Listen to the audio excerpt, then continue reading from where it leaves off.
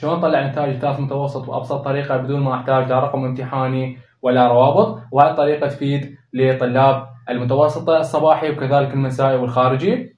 فإن شاء الله كل هاي التفاصيل راح نعرفها من خلال هذا الفيديو. بداية أتمنى لكم النجاح جميعا، إذا كنت ناجح فبالعافية عليك، وإذا كنت مكمل الدرس أو درسين فمو نهاية المطاف هذه، وإن شاء الله تعوض بالدور الثاني وتنجح. وهسه خلينا نروح مباشرة على تفاصيل الفيديو المهمة. طلابنا الأعزاء، حتى ما نطول عليكم، تريد تطلع النتائج أنت تضغط على هذا التطبيق اللي قدامك، هذا موجود بكل جهاز، تضغط عليه تكتب نتائج الثالث متوسط الدور الأول 2024، تكتب أهم شي موقع نتائجنا،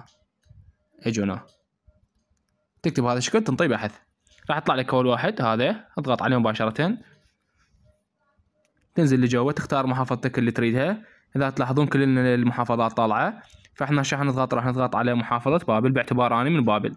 أنت من مثل محافظة هوك تضغط على التنزيل اللي قدام هوك، أنت مثلا من الأنبار تضغط على التنزيل اللي قدام الأنبار، فأنا من بابل راح أضغط على التنزيل اللي قدام محافظة بابل هذه.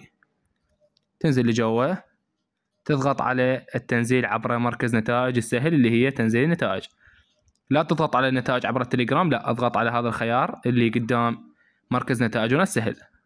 ضغطنا عليه تطلع لنا المحافظات مرة ثانية، نختار بابل متوسطة، راح تطلع لك كل المدارس. إذا أنت مثلا مدرستك موجودة ويذني قدامك اضغط عليها، وإذا ما موجودة تكتب البحث فوق. مثلا مدرستك بعيدة عندك خيار بحث فوق تكتب، هسه مثلا أنا أريد مدرسة المستقبل، نكتب المستقبل، مثل ما تشوفون طلعت لنا مدرسة المستقبل هذه، نضغط عليها ضغطة واحدة تنطي تنزيل.